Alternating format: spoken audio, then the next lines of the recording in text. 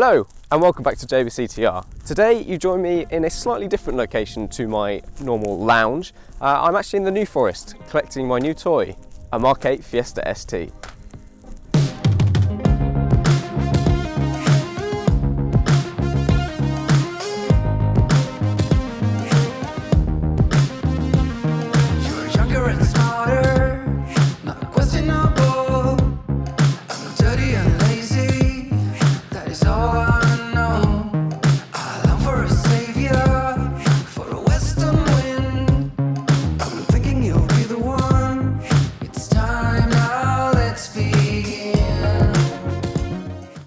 Okay, so welcome to my new MK8 ST.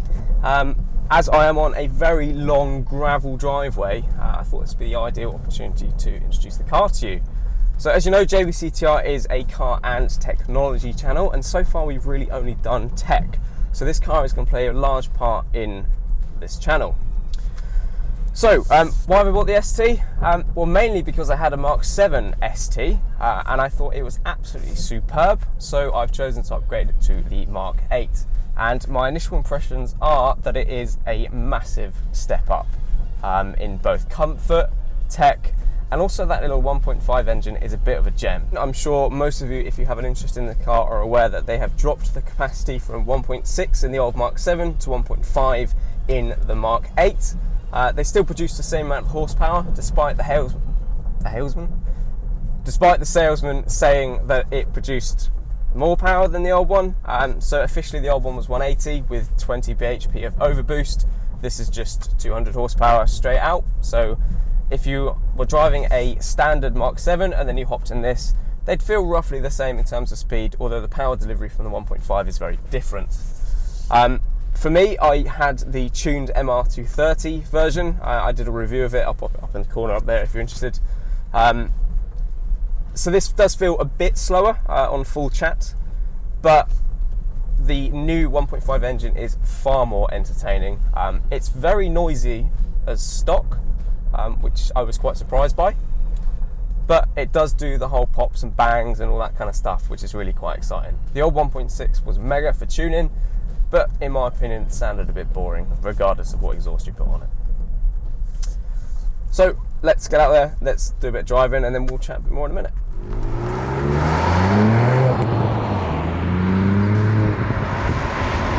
So as you know, I picked this car up this morning. It had 11 miles on the clock, and I'm just interested to hear what you guys say about breaking vehicles in.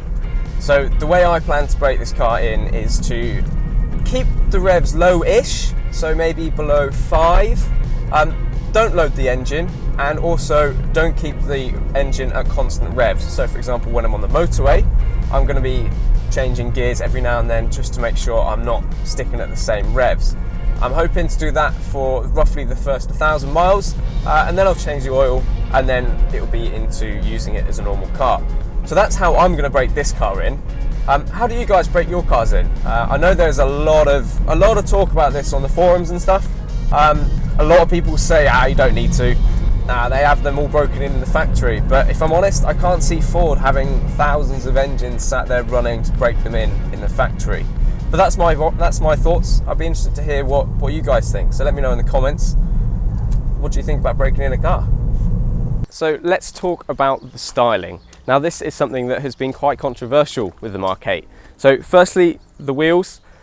I actually don't really like them, if I'm completely honest. It's a bit of a strange design. But that said, now I've seen them in the flesh and I've had a day with them, I am coming around to them, you know. Initially I was looking to change them, but we'll see. I don't know. Might change them, might not. What do you guys think? The second thing that was really quite controversial was, of course, the rear end.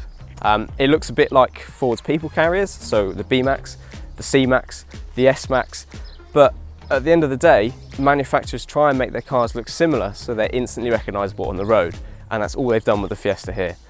I don't think it's offensive looking. Yes, it looks like the rest of the range, but I actually think it looks quite sporty, particularly with the splitter down here.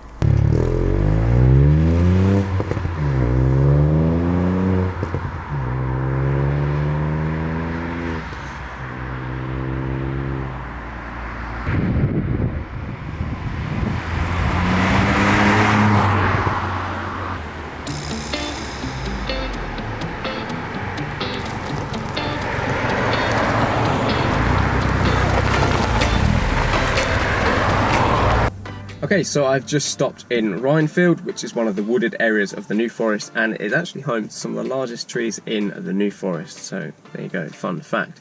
But trees is not the reason why I've stopped. I've stopped to talk to you about the interior of the Mark 8. So the Mark 7, the interior was okay. I wasn't a great fan of it. It looked a bit spaceshipy. There were buttons everywhere, and it had the Sync 1 infotainment system, which was pants. The Mark 8, however, is much more sleek. You've got a nice big screen with Sync 3. Some people say it looks like an iPad, but I don't actually think it's that intrusive at all. The steering wheel is pretty nice. There's loads of buttons on the steering wheel, which for me is probably a bit overkill. But the centre console is nice, clean, nothing to complain about. The new Recaro seats are much more adjustable than the old ones, which means you can go right down to the floor if that's your style, or if you're really short, you can go right up to the ceiling, which basically opens up to a whole new market of people and just makes it a whole lot more comfortable. But on the flip side, the Recaro seats are very snug. I'm not a large person, and these feel snug for me. So if you are on the larger side, you may find them uncomfortable, or they may just loosen up as they get used to the size of the person in them. But just a warning there if you're looking at buying one of these.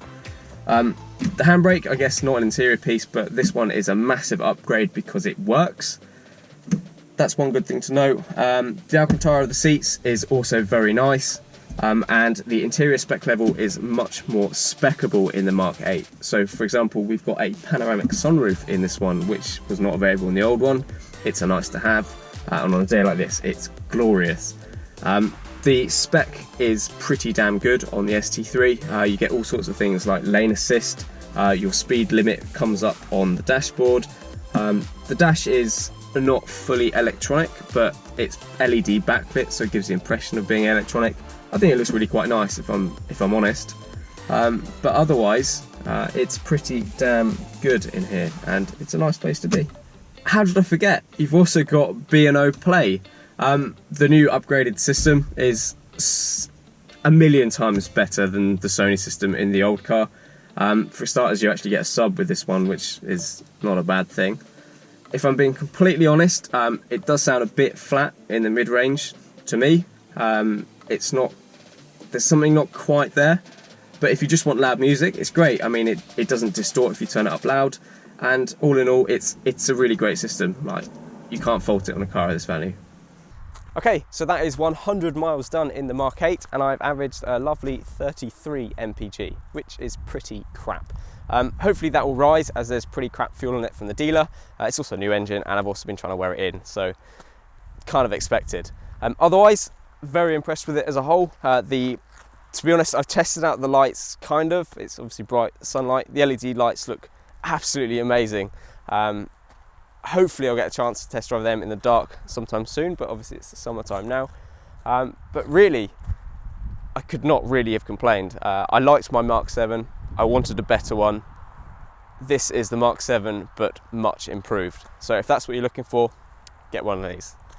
And with that, we'll leave it there for today. So if you enjoyed this review of the Mark 8, hit that subscribe button. There'll be plenty more reviews of the Mark 8 and mods and all that kind of stuff. And then, of course, my usual technology stuff too. Thanks very much. There goes a sight from my soul.